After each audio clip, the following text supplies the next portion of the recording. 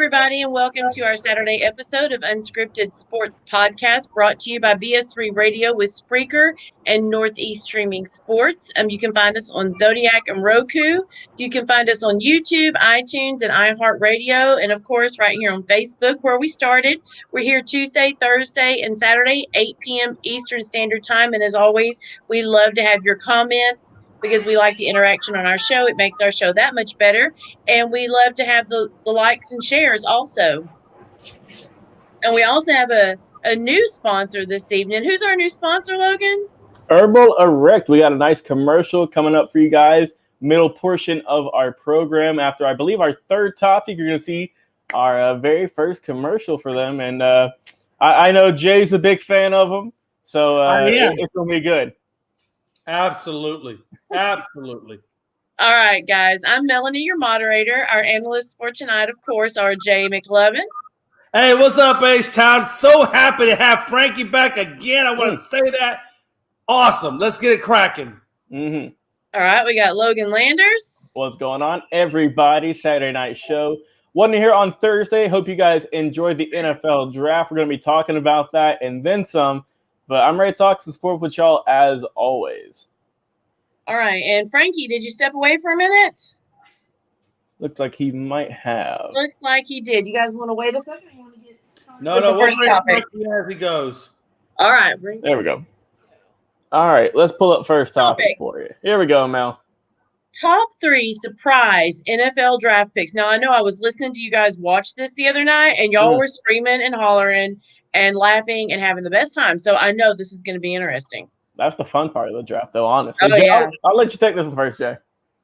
Hey, absolutely. Absolutely. Look, there was a lot of things that surprised me about this draft. Let's just be honest. Mm-hmm. There's a lot of things that surprised me about this draft. Matter of fact, I will tell you right now, when San Francisco picked at 3 and Atlanta picked at 4, after that 4th pick by Atlanta, I basically took my draft sheet that I had pre-drafted and I crumbled it up and I threw it in the garbage can because I knew right after Atlanta did their pick, it was basically everything was going to be off kilter a little bit, left, right, up, down. And I knew my draft sheet just really didn't matter a whole lot after that 3rd pick. So, yeah, there were surprises. My 3 surprises, the first one was Trey Lance. I think Trey Lance could have probably been gotten further on down the pipe. I think he was a middle-of-the-run guy. I think they definitely missed out on Justin Fields at that point. I think Justin Fields still is the most pro-ready, complete quarterback. And even the NFL scout, Daniel Kelly, will tell you, said he thinks so as well. And that Wilson is a manufactured guy, and Trey Lance is a work in progress that most people don't think will have much of a future. We'll see what happens. We'll see what Daniel Kelly is saying holds water. But I think that was the biggest surprise by San Francisco. They drafted way too high to get a guy that they could have gotten at a lower draft pick. Number 1. Number 2, Kyle Pitts at Atlanta. I think Atlanta has more holes in their team than Swiss cheese. I think Swiss cheese has less holes than Atlanta's team. And I think that, yes, Kyle Pitts, while though a generational guy, they could have traded out of that number 4 spot, probably got at least 1 or 2 first-rounders for somebody who really desperately wanted Kyle Pitts, which we know that there were out there for him, and probably could have addressed more of the needs of their team. However, that was a second surprise to me. The last surprise was the fact that Justin Fields went as far down as what he did. And, hey, let's be honest. I didn't ready to see, Bill Belichick getting Mac Jones at 15. I think Bill Belichick, by default, is a genius because he didn't draft or get rid of any draft picks or any equity to get the guy that he most likely was willing to settle for. So my kudos goes out to default draft pick for Bill Belichick. Good on you. There you go. Yeah, hey, Jay, I'm with you on that. And like Mel says, she heard us all screaming on Frankie's show on Thursday night when we were watching this live, giving our reactions as they were happening. And, man, it was a fun time. It went on for almost, I think, a little bit over 4 hours. So go check out Frankie's show. There's a lot of great stuff over there. Go check out all of our live reactions because there was some can't miss stuff over there. But for me, man, my top 3 surprises from the NFL draft. And I know we're probably all just going to go usually the first round because that's what we watch, and those are the big, big names. For me, I think I got to go with the Cincinnati Bengals going with Jamar Chase over Penei Sewell. That's definitely up there for me because we were all there just thinking, man, you got to protect Joe Burrow. I know, look, trust me, I get what they were going for when they drafted Jamar Chase. They got the chemistry, right? But you got to protect Joe Burrow. I thought that was going to be a lock that they were going to get Sewell. Luckily, the Detroit Lions, it fell right into their lap. And if you're the new quarterback over there for Detroit, you are giving him a big old hug the first day you see him because they got lucky for Detroit. And Detroit's honestly had a pretty good draft low key. So I think that they've done really good. So that's my first one is Jamar Chase over Penei Sewell for the Cincinnati Bengals. Yes. That's number one. For me, I could go with the Dolphins pick, but I'm actually going to go with the Denver Broncos, going with Patrick Surtain II. Look, guys, I thought they were going to go with Justin Fields. I really did. I really thought they were going to go with him. He was available. Why wouldn't they? I mean, do you really want Teddy Bridgewater or Drew Lock to be your starting quarterback for day one? No, come on. No. Absolutely not. Don't want them. Absolutely no. Justin Fields was on the board, and I wouldn't say desperately need a quarterback, but they definitely could have improved had they got him. So that's my second pick. And like I said, I'm with you, Jay. I'm surprised that Fields fell that deep. And, kudos to the Bears for drafting up to get him. That was a big pick. So I like that one too. But for my third option, I'm going to go with, just based on all of our live reactions, I'm going to go with the New York Giants going with Kadarius Toney for the number 20 pick. Because we were all just kind of shaking our heads at that one. Right. We thought the Giants were going to go with a little bit of defense, maybe an offensive line. We didn't think that, because if I'm not mistaken, I think the Giants traded up to get that pick. So yes, Toney is a great prospect, but he could have potentially fell to the second round. You know what I'm saying? That's a guy who you didn't really need to trade up to get, I don't believe, because he's not the Jamar Chases. He's not, the Devontae Smiths, all those guys. He's a good player, don't get me wrong, but I don't think they needed to address that with their first round pick. But we'll see how he does. He is a very versatile wide receiver. He's done some kick and punt returns as well, so he's going to help out on special teams. So we'll see how he does. But that was a big surprise for me. So those are my three. And NFL draft's been crazy. Jesus Christ, it's been insane. Hey, Mel, before Frankie C goes, once Frankie C is done, I want to come back to that Cincinnati pick real quick. But after Frankie C gives you his three. Okay, wait, we got some comments here. Mike Patton says, kid I interviewed before the draft, Cameron Kinley, is headed to Tampa via the free agent route. 6'1", 190 at corner, has a shot to make that team there potentially. All right. Interesting. Okay. And then we got Josh Bailey. Our boy. And then he says Packers pick was questionable too. We'll get to that in a little bit, Josh. We're getting to that in just a few topics. Don't you worry, buddy. All right, Frankie, what do you think? What were your top three? Yeah. So first off, let's all just finally say let's be happy. The draft is over. Finally, thank God. This was the longest 7 rounds in NFL draft history. It's forever, especially that first round. But we made it out, and the season is officially underway. And let's do it. But my first surprise has got to be the 49ers picking up Trey Lance. I thought they were going to go with Mac Jones. There was a really, really high potential that they were going to pick up Mac Jones. And I even said that they were going to pick up Mac Jones. Yeah, so that right there, once they picked up Trey Lance, I crumbled my paper up and I threw mine away. My whole thing was over after the third overall pick. Right. I do agree away with Jay. The Atlanta Falcons picking up Kyle Pitts was a big shocker to me. I'm over here thinking that they were going to go with a quarterback and we were going to see history in the making and see 4 quarterbacks within the first 4 picks. but it didn't happen. And apparently, the Falcons are still behind Matt Ryan to take them to the playoffs and take them to the Super Bowl and actually win them their first Super Bowl. I don't think it's not going to happen. I see Matt Ryan having at least 2 more years in his career. He's just getting old. I don't understand. It's a great pick to pick up Kyle Pitts. Yes, he's a great tight end. He can be the next Tony Gonzalez. He can be that tight end. But you need the quarterback, and this was the year to get it. You're not going to get a good quarterback next year because next year's draft is not a quarterback draft. All the quarterbacks came this year, and now they're all gone, and Atlanta just blew it. But that was a big shocker. And the third big shocker for me, Logan, you didn't want to say it, so I'll say it for you, was Miami going with Waddle with the 6th pick over Devontae, Devont, whatever his name is. Yeah. And it was a shocker because he didn't go to Miami where he could have reunited with Tua Tagovailoa. Instead, he lasted the same amount of time as Justin Fields. He went over and went number 12 to the Philadelphia Eagles. That was a big shocker to me.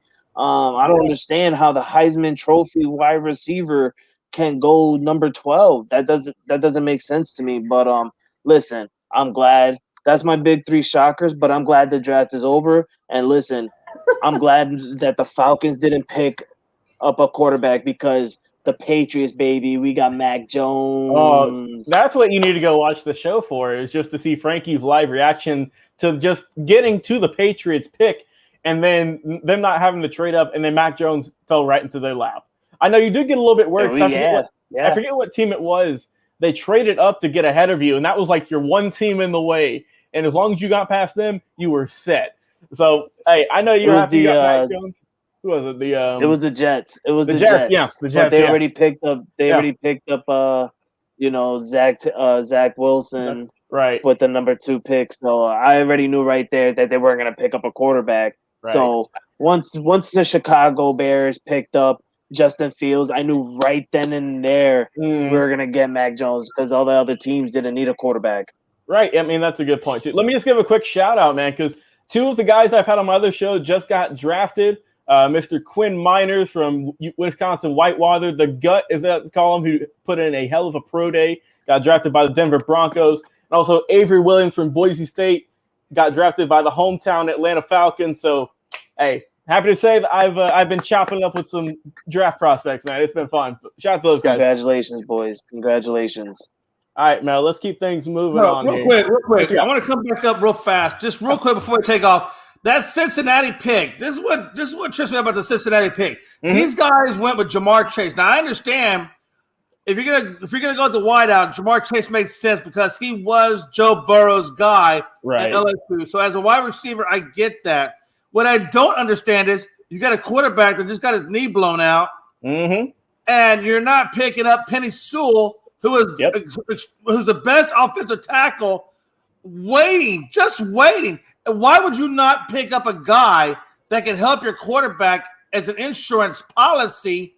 Right. Before it's like they went for the sexy pick over the best pick. The best pick was not Jamar Chase. The best pick, which would have given them A+, was Penny Sewell. I agree. To keep that guy upright. Right. I agree with you. I totally agree with you. But I always said to you too that it was smart for them to get Jamar Chase. They needed that wide receiver for Joe Burrow, and it makes sense to get him the man that he knows very well, that he won a championship with.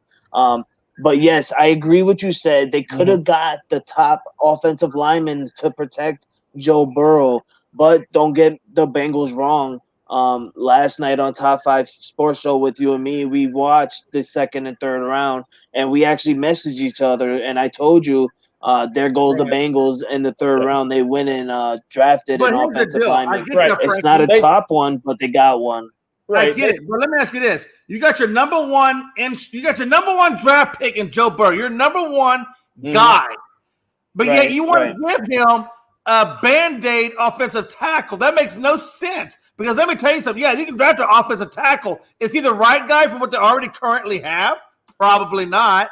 Right. So you're going to tell me, watch this. No, watch this. When he blows out the right knee or he blows out the left knee again and he's on the pine, that Jamar Chase wasn't for Joe Burrow. It's for the backup quarterback that comes in and takes over because your boy is laid the freak out. And I'm saying freak to keep it clean. That was all we were all in agreement on is that could potentially happen. And I did see who they got. They got Jackson Carpenter, who's a freaking monster. He's like 6'5", 320 out of Clemson. So he's not a bad pickup, but like you're saying, Jay, he wasn't that A-plus. Guys have even already said he might be a future Hall of Famer with Penei Sewell. So, I mean, while, yeah, he is Carpenter a good pick. I'm about to say, let me ask you this. What if Penei Sewell isn't the offensive lineman that we're all hoping and thinking that he's going to be with the Detroit Lions? We all know how players are in the Detroit organization. They are not as good as we think that they're going to be. But what if the third rounder offensive lineman that the Bengals got end up being that one top offensive lineman that should have ended up being a first round? Hey, watch this. Frank, I'm going to ask you a question. I'm going to put this in your lap. If I'm going to the casino and I'm putting down bets, is that really the bet that you want to make? Yeah, I'm with you, Joe. I get what you're saying. I see exactly what you're saying. I see exactly what you mean, bro. All right, let's move on to some baseball, Mel. Break it up. All right. The Phillies and Mets brawl. Jay, you want to start us out on that one? Yeah, okay. So we had the Mets, Dominic Smith basically was pissed off because Alvarado tipped his cap and kind of gave him a little pointer as he was being struck out with the man on third. And then Smith basically said, hey, if you got a problem with me, we can meet in the tunnel, as if to issue a challenge to the pitcher, like the pitcher really cared because he just struck him out, like he really cares to meet him in the tunnel. And so then we had a bench clearing. Right, this is all in the eighth inning. This is a pretty much very boring game. It's about the eighth inning when this little fracas broke out, and then we had a couple bench clearings. We had some guys going back, and it all basically boiled down to Smith being pissed off because Alvarado got the best of him. Alvarado basically got into Smith's head, and because he got into Smith's head, he basically owned him the rest of the series. And let's be honest, the rivalry between these two guys will probably, maybe he'll heat up a little bit, but at the end of the day, it's probably going to trickle down to nothing. Right. But this is a classic example of a pitcher getting into a batter's head and getting him off his game and give a little bit of spark to an otherwise boring game. Yeah. All right, guys. Ben just joined in and said, what's up, guys? What's going on, Ben? Nice for you to chime in, as always, bro. All right, Logan. What do you think about this brawl? Jay, you pretty much nailed it, bro. Just, this game wasn't nothing special up till this fight broke out. And who knows, there might be some conflict between these two off the diamond. Dom Smith did play for the Phillies a season or two ago. Yeah. I don't know if Alvarado was there. I'm not too sure. I don't got my notes in front of me. But they might have exchanged some words previously, and this might have been the thing that set it off. This wasn't nothing insane. You're not going to see 40 suspensions or nothing like that. But like you said, there was a challenge issue of, hey, come meet me in the tunnel. We'll see. We'll duke it out and see which one's going to come out the better man. But, I'm with you, man. Overall, this might result in the next time, in the next go-round that Alvarado or someone, they might throw at him or something. But I don't think other than that, it's going to escalate to nothing, catastrophic. It might just be because we see in baseball all the time, they have these little petty rivalries of a pitcher and a batter or whatever, and they go at it a time or two, and then it just kind of fades into obscurity. You see a few times, I remember with Ronald Acuna and a guy from the Marlins a couple of years ago, they went at it a few times, and it was a one-way, Acuna killed him. He got like 6 home runs off of him. So that was pretty much it for that. So we'll see. Like you said, the win column is all that matters in baseball. There's no knockouts. There's no submissions. So, hey, there you go. That's all that matters, man. All right, Frankie, you got any comments for this one? Yeah, I hope the Philadelphia Phillies knock out the New York Mets guy. I'm a Yankee I'm with man, you. so go ahead and knock him out. All I care, I don't care. As long as we get some action and New York Mets get knocked out, I'm okay with that. I know you're Yeah. loving that. Nah, but we all know how the Phillies are. You know, it's a typical Philadelphia. You know, you got the 76ers, the Eagles, the Phillies. They're all hothead players. And even the city of Philadelphia is a hothead. And I'm not trying to turn. You know, I'm not trying to say. You know, everybody in Philly is a hothead. If anybody lives in Philly and you're watching us, I'm not saying you're a hothead. I'm just saying, you know, when it comes to sports, They probably agree with you, though, we can Frankie. all. They probably agree But, with you. but I mean, man, let's be honest. I mean, like you said, Frankie, right now, the whole across the entire baseball, the batting average is around 232, 240. Oh, yeah. It's low. I mean, this is probably more just a sign of the hitter frustration across the board, and probably maybe to a little bit better pitching across the board. And this is just a microcosm that supports that, right? Yeah, I mean, that's a good point, too. Because, I mean, I think I sent you guys a thing I saw on Twitter the other day. It said that the league average was down like 10 or 20% from what it was like 10 years ago. So, I mean, that just shows, you know, I've said time and time again, that either shows that, A, pitching is just getting better and better because every guy in your bullpen now is throwing at least 95 plus, or that hitters just aren't as patient anymore because the strikeout rates are through the roof. It seems like every single year they go up. So, I mean, it's just a combo of them both. And, I mean, we've seen here with this brawl that it just bowled over for these two players, and we'll see if it continues in the future. But I don't see too much more coming out of this. These guys might get popped for like a 1-game fine or something like that. Nothing too crazy, though. Hey, I have a quick question. What do you think about, of course, you said about, you know, pitching is just worse or whatever, better. Like I watched a documentary a while back about the way stadiums are built. Like some are built to be batter friendly and some are built to be pitcher friendly. Do you think that has played a role in any of this? definitely. I think so because, I mean, that's always kind of been the case because, I mean, look at Fenway. You know, you have the Green Monster, which is 50, 60 feet high, whatever it is. It's huge.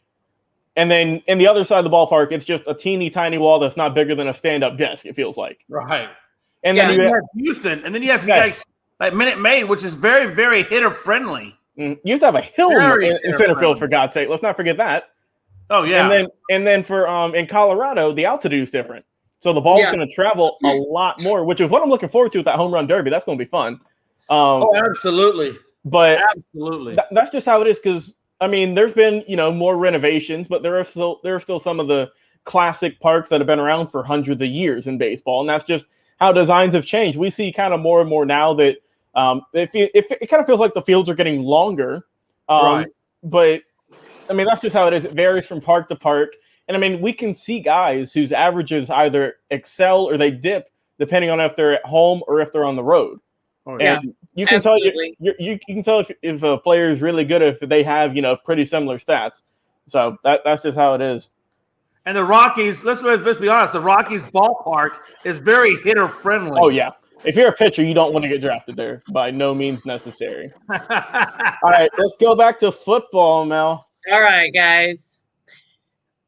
Aaron Rodgers to the Broncos, or has Green Bay done? See, I can't see this thing. Is it enough? I guess it says enough, but I got it hid behind my little sign here.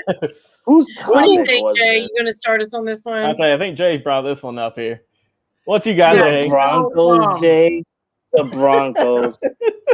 Go ahead, Jay. I want to hear this. President. I think the Packers have done enough. I really do. The Packers president committed to Rodgers to 2021 and beyond. He's basically come out and supported Rodgers and said, hey, look, you're our guy.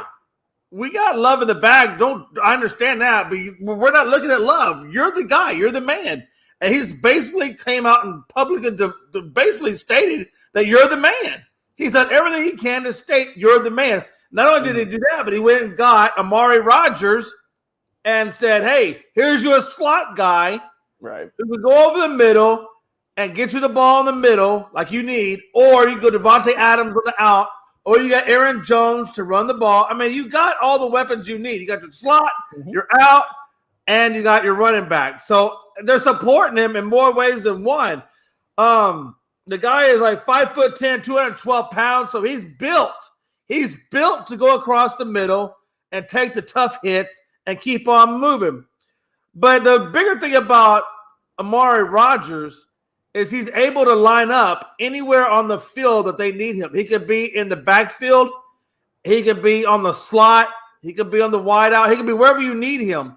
The guy is built to do that. He's fast. He's physical. He's big in terms of stature. They've done everything they can to do to make Rodgers completely comfortable and knowing that he is his team and he's in control of it. Now, if Rodgers just says, you know what, I don't want to be in Green Bay, I don't give a damn who you bring in, then maybe he just decides to go to Denver and take up Denver and go with Denver, which I know he's been linked. He's been linked to Denver. We'll see if he goes with Denver or not. And maybe that had an effect on the way Denver drafted and then go after the quarterback because maybe they thought they were going to get Aaron Rodgers in free agency. Who knows? Yeah. At the end of the day, though, I mean, in terms of the Packers, had the Packers done enough? Absolutely. The Packers have done absolutely enough. And really, at this point, it's just where not Aaron Rodgers feels like he can be competitive for a team in Green Bay or the Broncos. And I'll be honest with you, Aaron Rodgers, if that's what you're wondering, let me put your mind at ease. You're better off to make the playoffs in the Super Bowl with Green Bay than you are in the Denver Broncos. And that's all I got to say on that subject. All right, Frankie, what do you think? Logan's turn. I'm sorry. Oh, I'm sorry. Logan. Sorry. It's all right now. It's all good. It's all good. Yeah, so I don't see Aaron Rodgers going to the Denver Broncos at all. I think the organization did good enough for the draft, but I have seen that Aaron Rodgers wants the GM out of there, though. So we'll see, man. I think that for this season, he's fine, but next season is the real kicker, though. Because like you said, his contract's going to be up for renewal, and if that GM's still there, I definitely don't see Aaron staying in Green Bay. Because I mean, and I know if you're Jordan Love right now, you're loving this because that means that you might be getting in a lot sooner than he thought. So overall, though, I think that Aaron Rodgers ain't going to leave. The Packers had a pretty solid draft. I know that whenever we were watching the first round, we were all looking at Twitter. It's like, man, they went with a defensive player instead of something to help out Aaron. But then we saw in the later draft, though, in the later rounds, that they did get some offensive weapons to help them out. So I think that this Packers team is pretty good. It's definitely better of squad than Denver.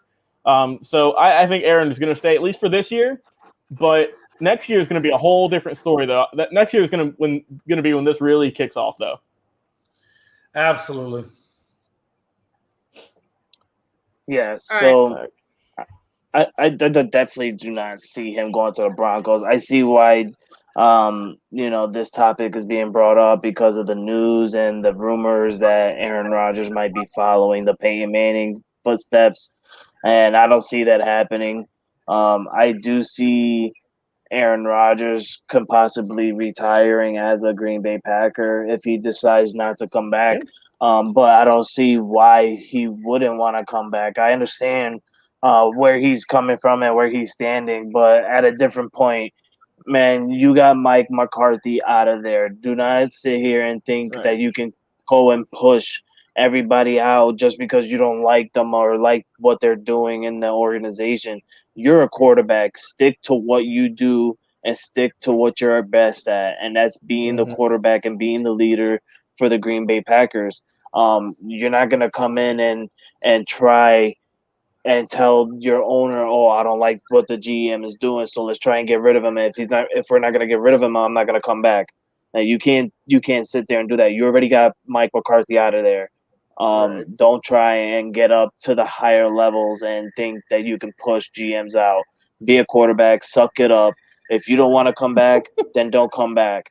There is a lot of money going towards if he gets traded in or if he decides not to come back, he's going to actually have to pay the Green Bay Packers instead of getting money. So if he was smart, he would decide to come back and just finish his career and just end it, or better yet, just forcibly tell the Green Bay Packers that you just want to be traded, because what he's doing is it's little kids move, bro. Like we could see this being done by Deshaun Watson.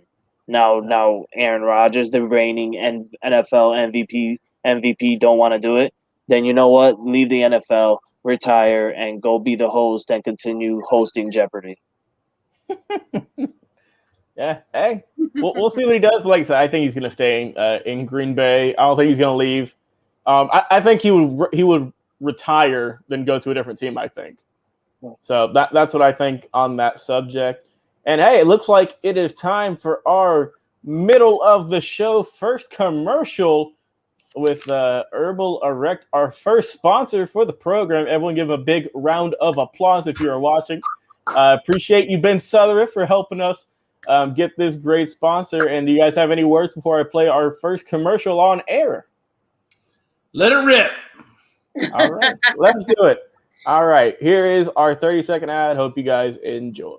Ryan Stewart here of the Two Live Stews. I want to tell you about Herbal Erect, a male enhancement instant drink made with natural ingredients I now use. It is specially formulated to improve any intimate encounter and maximize your sexual potential. With my high blood pressure and having to schedule adult playtime with my wife, our relationship struggled. Now I take Herbal Erect. There have been no side effects, and happy wife, happy life. Remember, sex is supposed to be fun and enjoyable. For a free sample, visit herbal-erect.com. That's herbal-erect.com. Also available on amazon.com. All right, there we have it. All right, guys, I definitely agree with happy wife, happy life. There we go.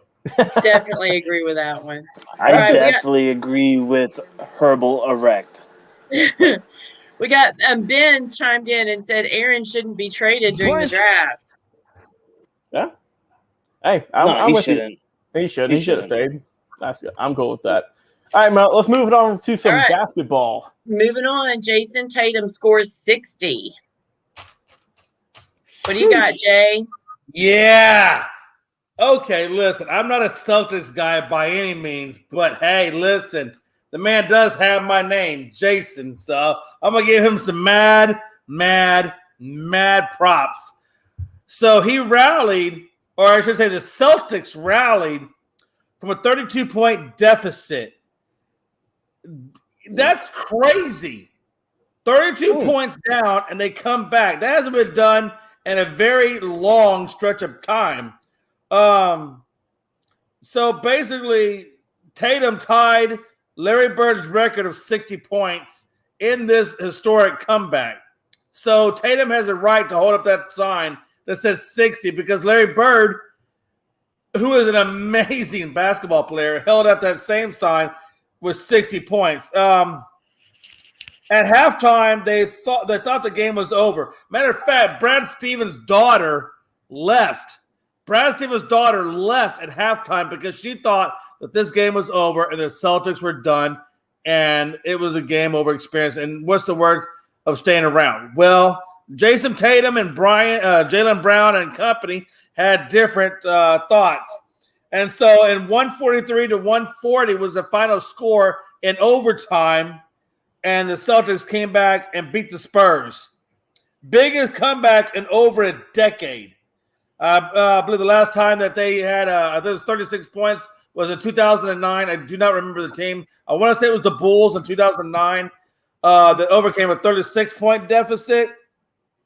But it's been well over a decade since that feat has been accomplished. Mm-hmm. And Jason Tatum scored 31 points in the fourth quarter and in overtime.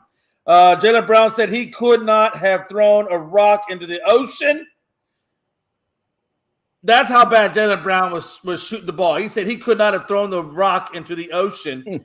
But yet, Jason Tatum carried us.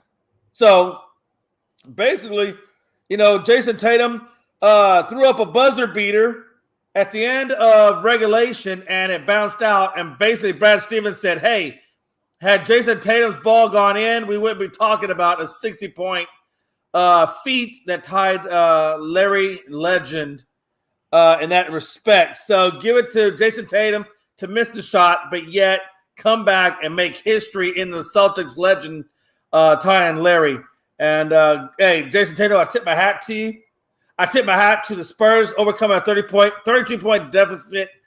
And Brad Stevens' daughter, she should have stayed, and she would have got one hell of a ticket out of the performance that was put forth. Yeah. All right, Logan. Oh, wait, hold on. We got a comment here. Ben says Tatum is a baller. No doubt about that. Definitely probably the best player on that Celtics squad right now, man. Young kid, too. He's like 21, 22 maybe. He's a young guy, and he's still just going to get better and better. I mean, to score 60, that's a phenomenal feat. And let's not forget, he shot the ball pretty well, too. He shot, let me put it up here, 20 of 37, so better than 50% from the field. And when you shoot that many times, that's phenomenal. But let's give a props to his free throw shooting, too. 15 of 17. That's a good chunk of your points right there, just getting to the free throw line and helping out. 5 of 7 from 3 also. And let's see, 8 rebounds and 5 assists on the night. So a really good night all in all. Gave his teammates some opportunities to score, got some rebounds, and scored 60. So that's insane, man. But to go back to what Jaylen Brown said, though, about not being able to hit water throwing a rock.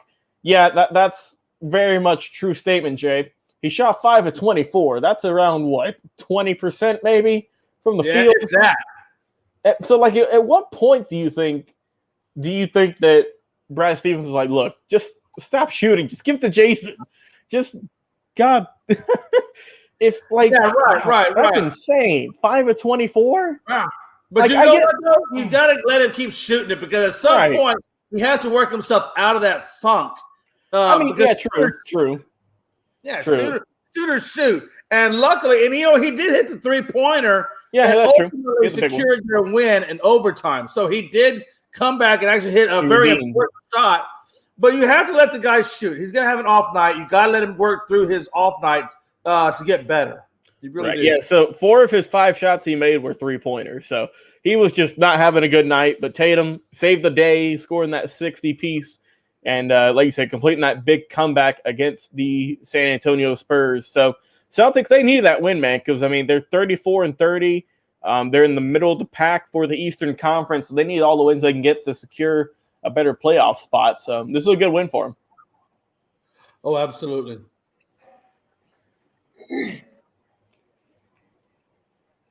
All right, Frankie, what do you think? I don't even know why we're talking about this.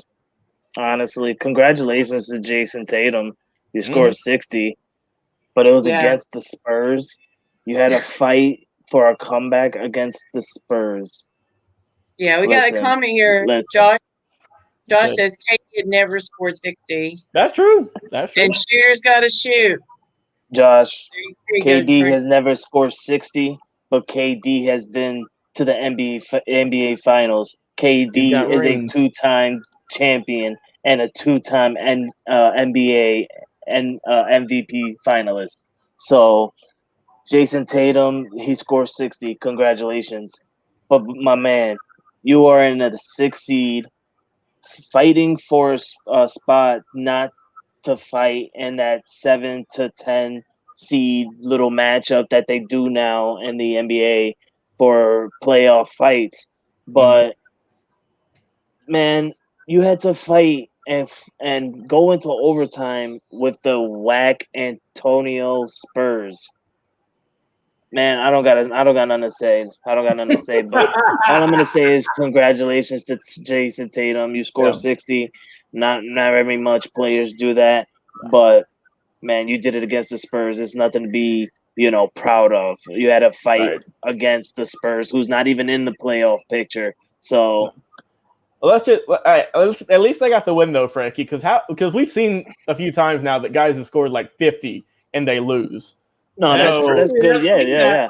They got the win, but it was against the Spurs. You should expect the Boston Celtics to beat the Spurs, but not to fight back to come in overtime and win it. Like the Celtics are not even that good. You got the Knicks above them. When no one would guess that, man. No one would have thought that. No one. And then you got the Atlanta Hawks also above them. Like, I mean, I would have thought that being from Georgia, but I mean, hey, that's just me personally. All right. And you guys, just before we move on, I just want to say, you see a Patriots hat on me. Don't think just because there's a Patriot hat on me, I should be representing all Boston team. No, that's not me. I'm a Lakers fan when it comes to the NBA. Hey, Frankie, you see a Rockets hat on me. It doesn't mean I'm all about Houston either. I'm a Cowboys fan. So, brother, I'm the first one to understand exactly what you're saying, bro. Yeah. We got a couple more comments. Yeah, what you got, Mel? Josh Bailey says Kobe scored 81 against the Raptors. Huh? That's true. He says Raptors were nobody. Hey, bitter Lakers fan. Bitter what's his fan? What's your team, Joshua? Joshua, I want to know what's your team. I forget what Josh's team was. I want to know what's. Yeah, put it in the comments, team. Josh. We'll have some healthy discussions. Hey, Josh Bailey, put your team in the comments. Put your team in the comments. But this is someone who likes the Packers and the San Francisco Giants. I want to know. He said the Warriors. Warriors. Man. Well, okay, now hold on a minute. Now, Golden State Warriors, San Francisco Giants. That's at least a little bit in the same area. And the Packers, of course, is whatever. Right. No. Let's move on before we have to go out and have a word with Joshua Bailey. Here we go. Let's talk about our ladies. Yeah, Women's Hockey World Championship rescheduled. Oh, Jay, you know what their comments were about this. So here's the deal with this subject. Ladies are hot. Mm-hmm. Yeah, the reason why I put this in there, guys, is because, like I said, the women's pro sports just aren't recognized as much as the men's are. And so here we go. The World Championship is rescheduled for late August. Now, 10 nations are in this event. They're all trying to get into the Olympics for the next calendar year. The late date allows the bottom 4 teams time to prepare for the Olympics just in case. But here's where it gets crazy to me.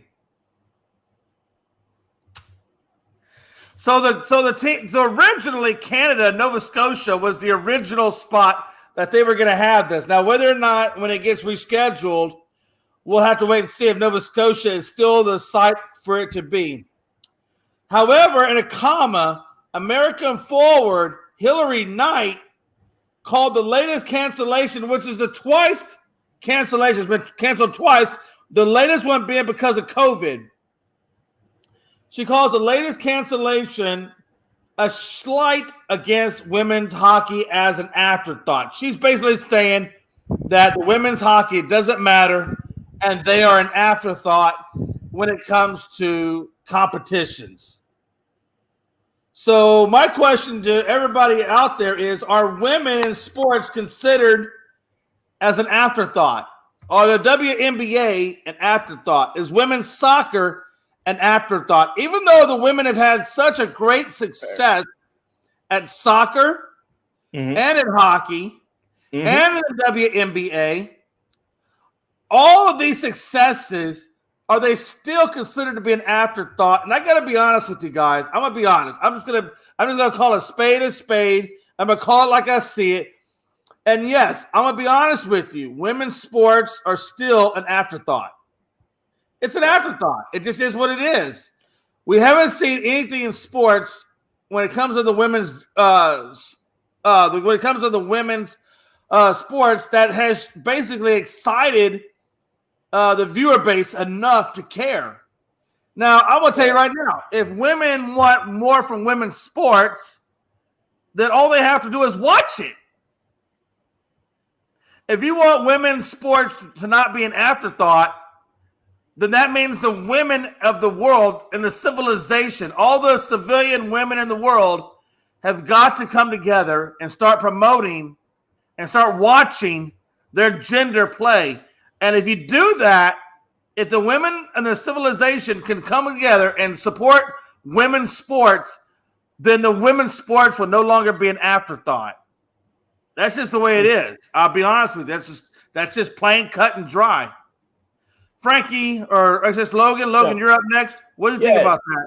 Yeah, so first, let me touch on the rescheduling real quick. Hopefully, they get this one gets nailed down because you said this will be they've already rescheduled it twice. They've been trying to get this thing worked out for a while now. Hopefully, this is the final date and they'll be able to get their games played. But to go off what you were saying, Jay, I mean, I just think I said here on the show before, women's sport doesn't get the amount of publicity that men's sports does. So let's just be honest, guys. And Mel, you can chime in too. When's the last time you saw a female-centric sport, whether it be women's hockey, WNBA, women's soccer? When was the last time you saw a segment, not a highlight, a segment like that on SportsCenter? I don't remember. I don't remember. So I don't look. It's been an uphill battle. It really has for all these women's sports just trying to get into the mainstream media, man. It's been just such a struggle, and you hate to see it because these. I mean, we've been doing these topics for a couple of shows now. We've talked about how these women are absolutely crushing it on the field and whatever, if they're doing softball, if they're doing hockey, they're doing soccer, regardless, they're doing some extraordinary, talented stuff that the men can't do sometimes.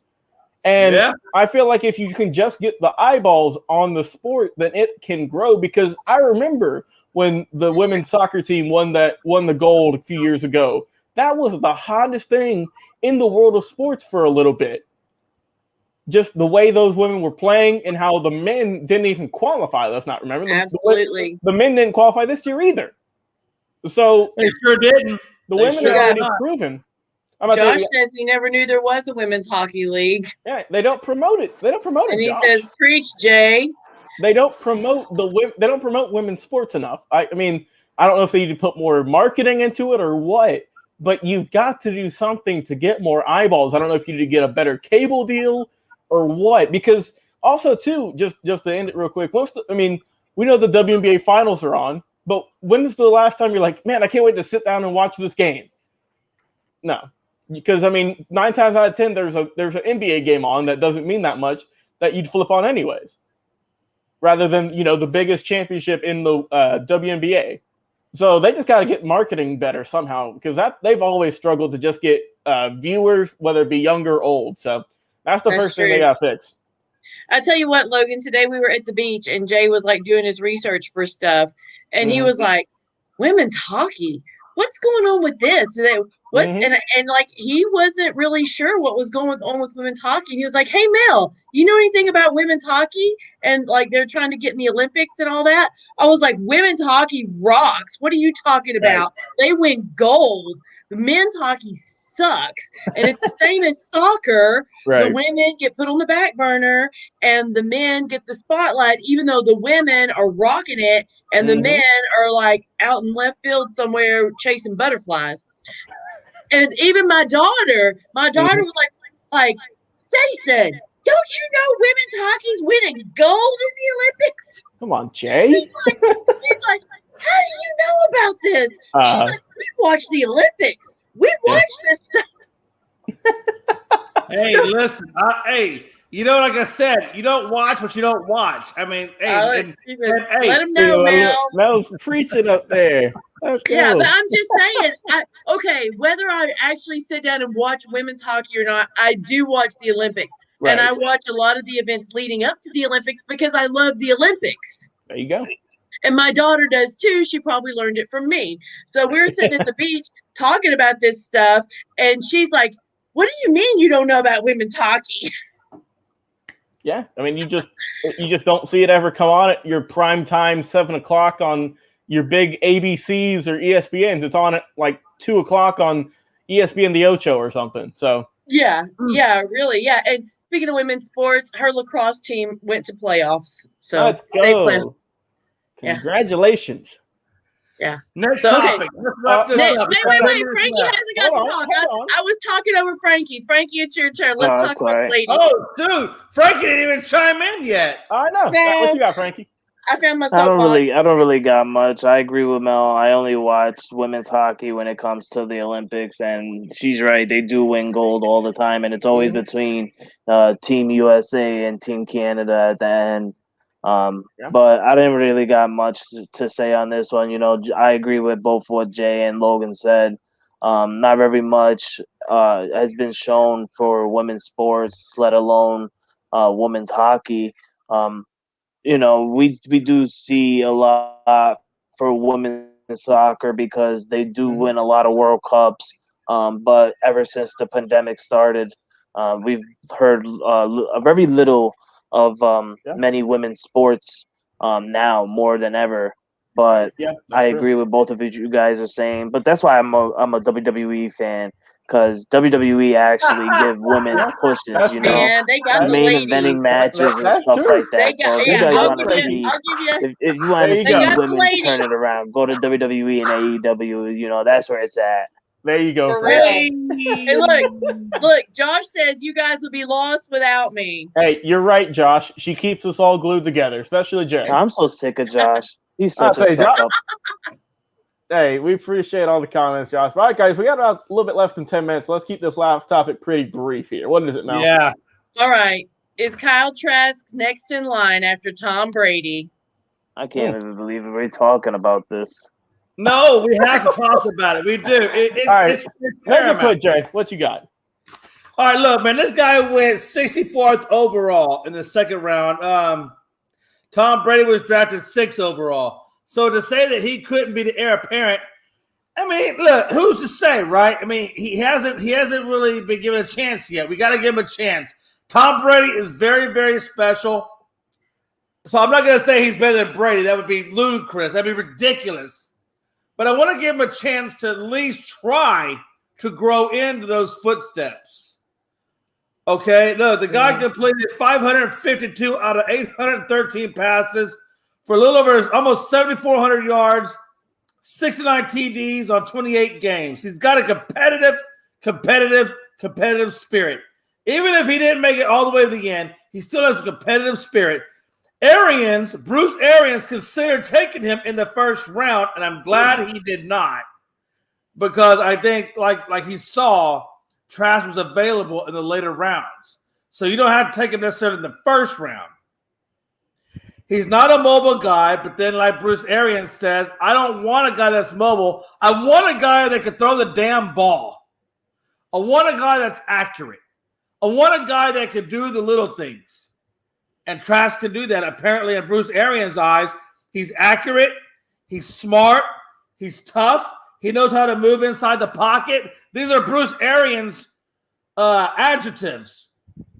But again, he's not mobile, but he doesn't care about that. He just wants to be able to throw the ball accurately. He's not concerned about his arm strength either.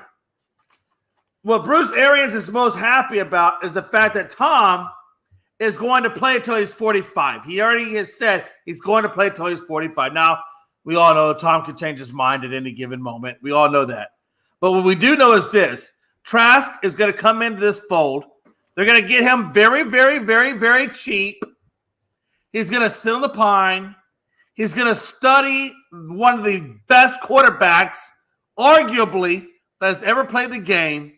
And I'm going to tell you right now, if Tom is willing to shed his knowledge and his competitive spirits with Trask, you would see a very different guy emerge in Tampa when Tom leaves. And all of you are going to be saying, damn.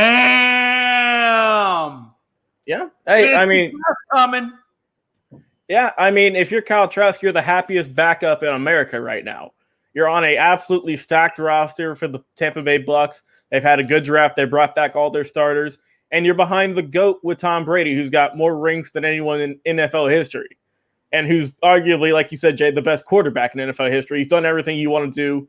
And so if Kyle Trask had a good career at Florida, he's got great arm strength.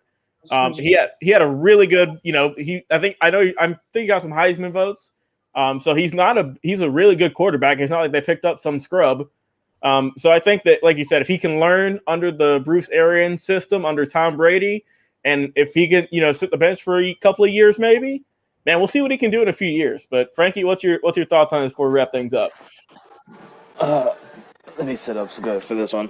Oh, I'm boy, here glad we go. that I'm glad I'm the last one for this one as a Patriot fan. I know very much of Tom Brady. The question is Kyle Trask next in line after Tom Brady? Yes. Yeah. He's with the Buccaneers, obviously. He's not gonna be like Tom Brady. There's never gonna be another Tom Brady. But what I Yeah. see in Kyle Trask can be the next Jimmy Garoppolo. He can have the same amount of time learning under Tom Brady the same way as Jimmy G did. And look how Jimmy Garoppolo is playing as a starter, playing for the 49ers. He has a record of 20-8. So Jimmy G Not is a bad. very good quarterback, and that's because he learned under Tom Brady for more than 2 years. I do believe that he's going to be playing until he's 45, maybe even 46. We never know because of how the league is nowadays. Right. This year, Tom Brady is turning 44, so he's got another one. But I'm not going to sit here and say Kyle Trask is gonna, dominate when No. Tom Brady leaves. Because let me tell you something, Jay, and let me tell you something, Logan. You cannot sit here and say that when Tom Brady retires, the Buccaneers are gonna still have Robert Gronkowski. Yeah, No, no, Rob no. Gronkowski is gonna leave when Brady leaves. Antonio Brown is gonna leave when Brady leaves. Mike Evans is not going to be on the Buccaneers very much longer. If they win another Super Bowl, best believe Mike Evans is going to look to go to another team to get that money. Mm-hmm. Chris Godwin, he's already on a franchise tag. He's going to be a free agent next year. So the Buccaneers are going to be losing a lot of people. So for Kyle Trask to learn under Tom Brady is good, but he's not gonna have the players that Tom Right. Brady got, and that's where it's Right. gonna mess him up because he's not gonna have top caliber wide receivers or tight ends or anything like that. He's gonna deal with like the second strings and third strings of the Mm-hmm. Buccaneers right now, or even like the college players that's gonna come in and play for the Buccaneers in the near future. So Right. yeah, I'm glad that Kyle Trask can learn under Tom Brady. He can learn a lot, and he can be one of the greatest in the future for the Buccaneers organization. But Tom Brady is gonna, once he's gone, all the top Yep. talents with the Buccaneers is gonna be going with him just like that.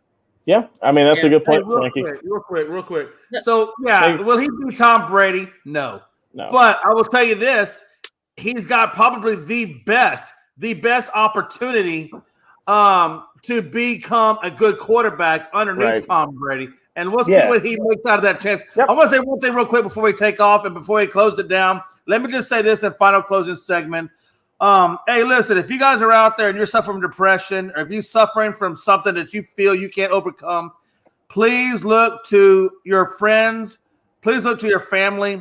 Please look to the suicide prevention line, because for a temporary problem, suicide is a very permanent solution. And I hope that everybody will take this time to reach out to somebody and talk about things that they're going through, because by talking about it, we can overcome it. Thank you. There we go. All right, Mel. guys. One last quick comment. Frankie, he needs a shirt. Josh needs Give a him a shirt. shirt.